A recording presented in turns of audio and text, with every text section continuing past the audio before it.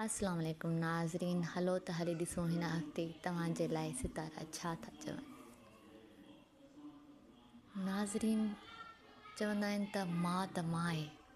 मुंहिंजी बि हिकिड़ी अमड़ आहे, उनजो ऑपरेशन हुजण जे करे हॉस्पिटल हुआसीं, जंहिं करे थोरो वीकली हॉरोस्कोप ॿुधाइण में लेट थी वई। उनजे लाइ माज़रत ख़्वाह आहियूं। जी नाज़रीन, सिंधी हुजण जे नाते महिरबानी करे लाइक कंदा ऐं सब्सक्राइब जो बटण ज़रूरु दॿाईंदा त जीअं हर ईंदड़ वीडियो तव्हां ताईं मौसूल थी सघे। एरीज़ हमल घर जे मामलनि में दिलचस्पी वठंदा, घर जे रंग रूप मरमत या तामीर में भरपूर हिसो वठंदा। तव्हां जेके फ़ैसिला वठण वारा आहियो उहे तव्हांजी ज़िंदगीअ में वॾियूं तब्दीलियूं आणींदा। सूमर जे ॾींहुं अतारत जो प्लोटो सां मुक़ाबिलो रहंदो, जंहिं सां तव्हां जज़्बाती थींदा। तव्हांजो रूलर मरी खाए, जंहिं करे पाण ते कंट्रोल न करे सघंदा। थोरो एहतियात करणु लाज़मी आहे, न त मामला बिगाड़े छॾींदा। हफ़्ते जे आख़िर में प्लोटो जो नेपच्यून सां सुठी नज़र पवंदे ॾिसिजी रही आहे, जंहिं सां तव्हां पुरकशिश ॾिसजंदा, जंहिं करे माण्हू तव्हां ॾांहुं छिकजंदे ॾिसिजी रहिया आहिनि। टोरस सोर तव्हां पंहिंजे आला मक़ाम शोहरत हासिल करण जे लाइ भरपूर कोशिश कंदे ॾिसिजी रहिया आहियो। 17 ऐं 18 जुलाई ते सिज ऐं नेपच्यून जी सुठी नज़र पवण सां तव्हांजी सोशल लाइफ में पिणु भरपूर इज़ाफ़ो अची रहियो आहे। को सुठो ऐं नओं दोस्त ठहंदो, हिन जी वॾी इज़त आहे। तालुकात ज़रूरु वधायो, तव्हां लाइ फ़ाइदेमंद साबित थींदो। ऐं को पुराणो मसइलो साम्हूं अची रहियो आहे, उन ते सोचो ऐं उनखे कीअं हल करे सघिजे थो। को सफ़र पिणु अची सघे थो, पासपोर्ट रिन्यू कराइण या अहिड़नि कमनि में हींअर सुठो वक़्तु आहे। माली ऐं सिहत जा मामला पिणु बहितर रहंदा। जेमिनाई जुज़ा हर मामले में हिन हफ़्ते मुश्किलातूं ऐं रुकावटूं अची सघनि थियूं। तालुकातनि में पिणु झगड़ा पेश अची सघनि था। माली मामलनि में हर जॻह रुकावटूं ईंदियूं। 17 जुलाई ते सिज ऐं नेपच्यून जी पाण में सुठी नज़र लॻंदी। उन वक़्तु तव्हां पंहिंजी कैरियर जा सुठा मनसूबा जोड़े सघंदा। तव्हांजा हिन हफ़्ते मीज़ानी ऐं दिलो जे माण्हुनि सां सुठा तालुकात रहंदा। हिननि जे मिलण सां तव्हांजे जज़्बात ते सुठा असर पवंदे ॾिसिजी रहिया आहिनि। कैंसर सरतान तव्हांजे घर में धीरज दाख़िल थी रहियो आहे, जंहिं सां ख़ुशकिस्मती वधंदी। मूड सुठो थींदो, रंग रूप सुठो थींदे ॾिसिजी रहियो आहे। सभिनी सां ख़ुशगवार तालुकात रहंदा ऐं तव्हां हर हिक खे पुरकशिश ऐं सुठा लॻंदा। 24 ॾींहं ताईं ज़हरा जे करे सुठा ॾींहं रहंदा। तव्हांखे पंहिंजी ज़ात जो अहसासु रहंदो ऐं पंहिंजी हैसियत मालूम थींदी। ऐं तव्हांजी ज़िंदगीअ में जेके हिन वक़्त ताईं बहितरी आई आहे, जंहिंजी तव्हां माज़ीअ खां वठी वॾियूं कोशिशूं कयूं आहिनि, जेके कोशिशूं वठंदे वठंदे तव्हां हिते पहुता आहियो। तव्हां माज़ी परस्त आहियो, माज़ीअ मां जान नथा छॾायो, माज़ीअ मां ॿाहिरि अचो, माज़ीअ खे अहमियत न ॾियो। सुठा ॾींहं अचण वारा आहिनि। अतारिद ऐं प्लोटो जे तालुक हुजण करे तव्हांजो को तालुक़ टुटंदो। जेकॾहिं उन तालुक़ खे बचाइणु चाहियो था त इख़्तिलाफ़नि खां बची रहिजो ऐं एहतियात खां कमु वठंदा। विनस जे अचण करे सिहत सुठी रहंदी। लियो असद हफ़्ते जा पहिरियां 2-3 ॾींहं मुश्किलातूं ईंदियूं ऐं पोइ वारा ॾींहं आसानी में बदिलजंदा। तव्हां अकेला ई पसंदि करे रहिया आहियो। तख़लीक़ी सलाहियतूं रखंदड़ आहियो। तख़लीक़ी सलाहियतूं तव्हांखे ख़ुशगवार ज़िंदगीअ तरफ़ आणींदियूं। जज़्बात ते कंट्रोल आणियो। अकेला ई पसंदि खां ॿाहिरि निकिरण जी कोशिशि करियो ऐं गॾियल ऐं शराकतदारी जे कम में तव्हांखे सुठा फ़ाइदा मिलंदा।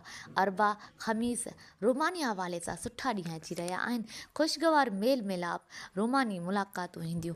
इंजॉय करियो ऐं तव्हांजे वजदान में पिणु इज़ाफ़ो अची रहियो आहे, जंहिं सां बातिनी कुवत पैदा थींदी, जंहिं सां तख़लीक़ी सलाहियतुनि में पिणु इज़ाफ़ो ईंदो। उन मां कमु वठंदा। विर्गो सुंबला तव्हांजे तालुकातनि में इज़ाफ़ो थी रहियो आहे ऐं हिन हफ़्ते तव्हांजी सोशल लाइफ में 4 चंड लॻी रहिया आहिनि ऐं के मनपसंदि शख़्स सां तालुकात पैदा थींदा। तव्हां उन जी अहमियत खे वाज़े कंदा। उन सां तालुकात वधायो, तव्हांखे वॾो फ़ाइदो ॾींदो। 18 जुलाई ते जुनूनी हद ताईं रोमानी जज़्बात रोमानी मामलनि में अची रहिया आहिनि, जंहिं सां राहत मिलंदी। लिब्रा मीज़ान तव्हां हिन वक़्तु कामयाबीअ ॾांहुं वधी रहिया आहियो। हिन वक़्तु तव्हांजी रूहानी ज़िंदगी मज़ीद बेदार थींदी ऐं तव्हां उन मां कमु वठंदे मज़ीद कामयाबियूं हासिलु कंदा। हिन वक़्तु तव्हांजो लाशऊर सां पिणु राब्तो रहंदो ऐं राज़ फाश थींदा जेके साम्हूं ईंदा। 18 जुलाई ते तव्हां सोचींदा त को घर जो शख़्स तव्हां लाइ मुश्किल बणियलु आहे, जेको पहिरियां बि मुश्किल विझंदो रहियो आहे। तव्हां उन लाइ कुझु न कुझु ज़रूरु कंदा। थी सघे थो कंप्रोमाइज़ करे गॾिजी वियो ऐं जिन हालतुनि जो केतिरनि ई महीननि खां मुक़ाबिलो करे रहिया आहियो उन जे अजर मिलण जो वक़्तु अची रहियो आहे। रोमानी मामलनि में तमामु घणा संजीदा थी रहिया आहियो। रोमानी मामलनि खे एतिरी घणी अहमियत न ॾियो, एतिरा घणा संजीदा न थियो। तव्हांखे अहसासु ई न आहे त आवाम तव्हां ते केतिरो घणो तवक़ो करे रहियो आहे। तव्हां पंहिंजे लाशोर खे झंझोड़ियो, शऊर खां कमु वठो ऐं अवाम लाइ सोचो त उन्हनि सां कहिड़ी सूरत हाल पेश अची रही आहे। पाण खे उन्हनि जी सूरत हाल सां एडजस्ट करियो। स्कॉर्पियो अक़रब, तव्हांजी सोच मौजूज़ाना हद ताईं तव्हां में का तब्दीली पैदा करण वारी आहे। तव्हां केतिरनि ई माण्हुनि सां राब्तो कंदा ऐं औलाद मुतालिक़ तालुकातनि खे पिणु हल कंदे ॾिसिजी रहिया आहियो। तव्हां लाइ जेका सूरत हाल अक्सर करे मुश्किल हूंदी आहे, पर तव्हां वटि कॉन्फिडेंस ऐं विल पावर एतिरो घणो आहे जो हर वक़्तु हर सूरत हाल खे निपटे वठंदा आहियो। अरबा ख़मीस ते जज़्बाती थियण खां पाण खे बचाइजो।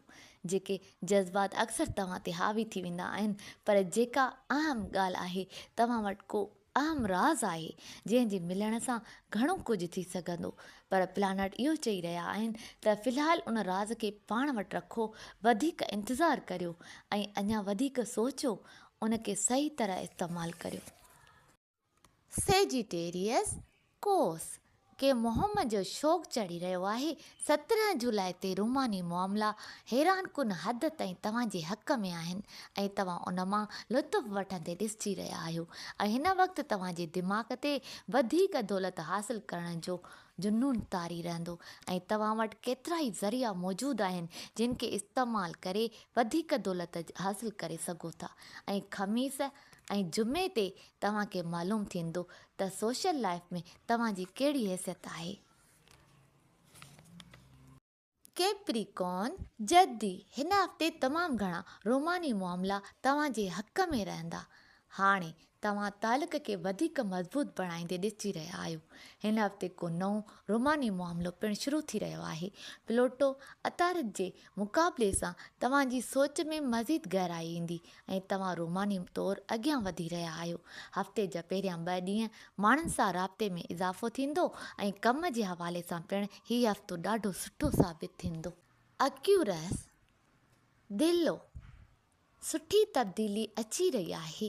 तव्हांजी कोशिशुनि जे एवज़ तव्हांजी ज़िंदगीअ में ख़ुशकिस्मती अची रही आहे। तव्हां वॾी महिनत कई आहे, उन जो अजर मिलण वारो आहे। 17 जुलाई खां जेको कमु कारोबार तव्हां शुरू करे रहिया आहियो, उन में वॾी बरकत ऐं वॾो फ़ाइदो मिलंदो। उन कारोबार मां तव्हांजी ज़िंदगी बदिलजी वेंदी ऐं उन खां अलावा को माण्हू तव्हांखे कारोबार लाइ मशवरो ॾींदो या उन खे तव्हां मशवरो ॾींदा। उन जी ॻाल्हि ॿुधो, सुठा नतीजा हासिलु थींदा ऐं पाण ते सोचो ऐं दिमाग़ ते ख़्वामख़्वाह जा ख़तरा न वठो।